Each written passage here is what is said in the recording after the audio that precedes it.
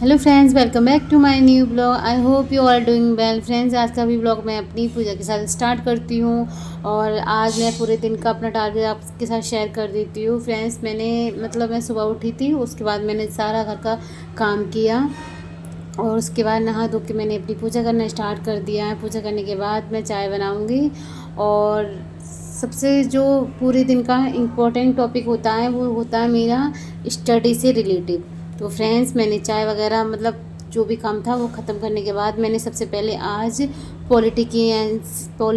लक्ष्मीकांत की क्लास ली है, 3rd chapter.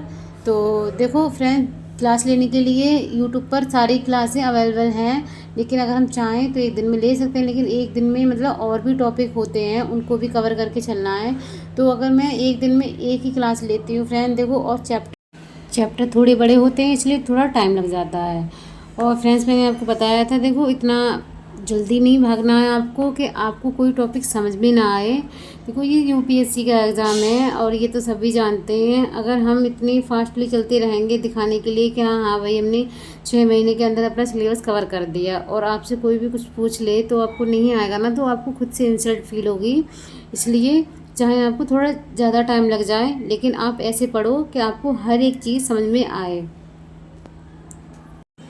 पढ़ाई करते वक्त मैं आज फ्रेंड्स ये सोच रही थी कि देखो, जब तक ज़िंदगी में कोई लक्ष्य ना हो ना, तो हमें लाइफ भी इतनी इंटरेस्टिंग नहीं लगती है। ऐसा लगता है क्या ज़िंदगी है, बोरिंग, सुबह उठो, वही घर का काम वगैरह करो और सो जाओ।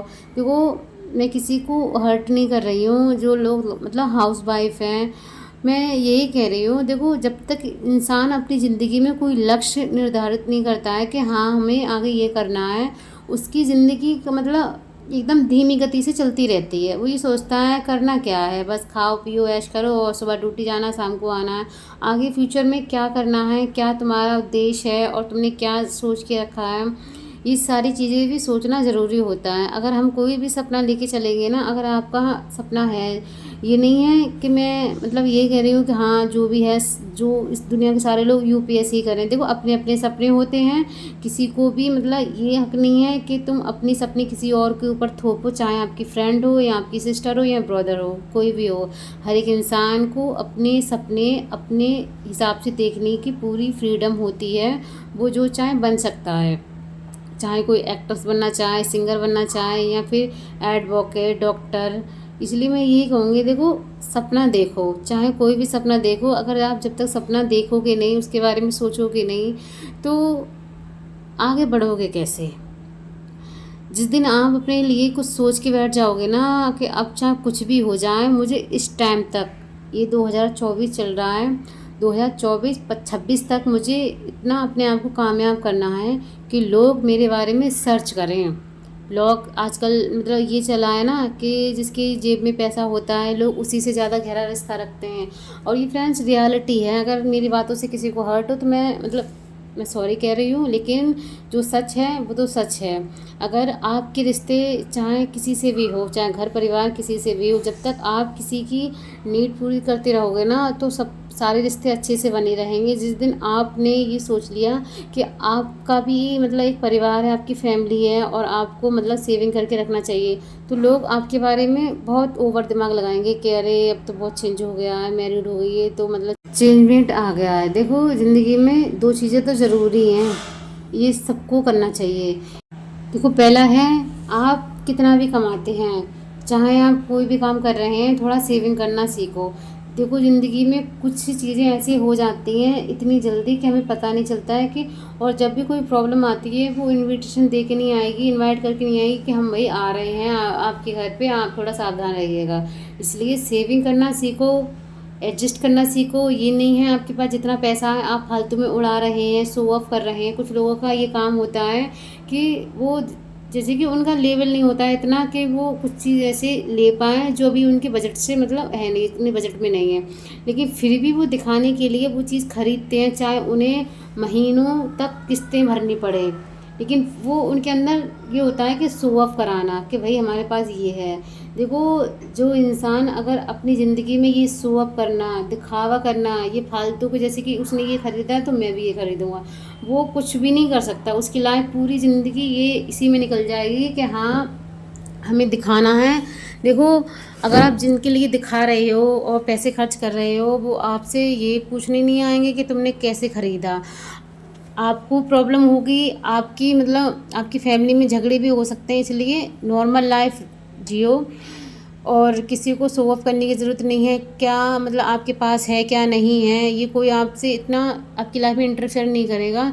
इसलिए ऐसे लोगों को क्यों शो ऑफ कर रहे हो, मतलब जो आपसे इतना मतलब भी नहीं रखते हैं। देखो, ज़िंदगी उसी की अच्छी रहती है जो अपनी ज़िंदगी में ना किसी को इतना इम्पोर्टेंस देता है कि हाँ हमें इसे दिखाना है। आपके पास जो है उसे अच्छे से रखो, दिखाने की क्या ज़रूरत है। जो आपका है वो तो आपका ही रहेगा ना। दिखाने से ये तो नहीं है कि वो दूसरे का हो जाएगा या कोई और ले लेगा। इसलिए जो है आपके पास वो आपका ही रहेगा, इसलिए आराम से रहो। और दूसरा ये है कि आप अपनी ज़िंदगी में अगर कुछ करना चाहते हो तो सिर्फ अपने लक्ष्य पर ध्यान दो। अगर आपका ध्यान इधर से उधर भटकता रहेगा ना, तो फ्रेंड्स आप कब आपका टाइम निकल जाएगा।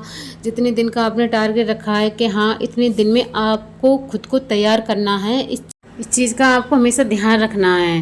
देखो, हमेशा मैं ये कह चुकी हूँ कि सुबह उठकर कुछ सोचो या मत सोचो, लेकिन ये ज़रूर सोचो कि आज आपको अपने सपने के लिए कुछ नया, कुछ मतलब ज़्यादा करना है, ज़्यादा पढ़ाई करनी है।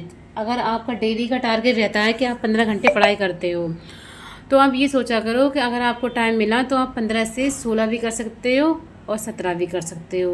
क्योंकि जितना टाइम अगर आप अपनी पढ़ाई को दोगे ना, उतना आपका अच्छा रिजल्ट आएगा, और जितने अच्छे से आप मेहनत करोगे उतनी जल्दी आप अपने सपने के करीब जाओगे। देखो, अगर आप यूपीएससी की तैयारी कर रहे हो या करने जा रहे हो या आपने सोचा है, तो पहले पूरी तरीके से आप अंदर से श्योर हो जाना कि आप ये कर लोगे या नहीं। ये नहीं है कि ये मैगी नहीं है कि आपने 5 मिनट में रेडी की और खा ली।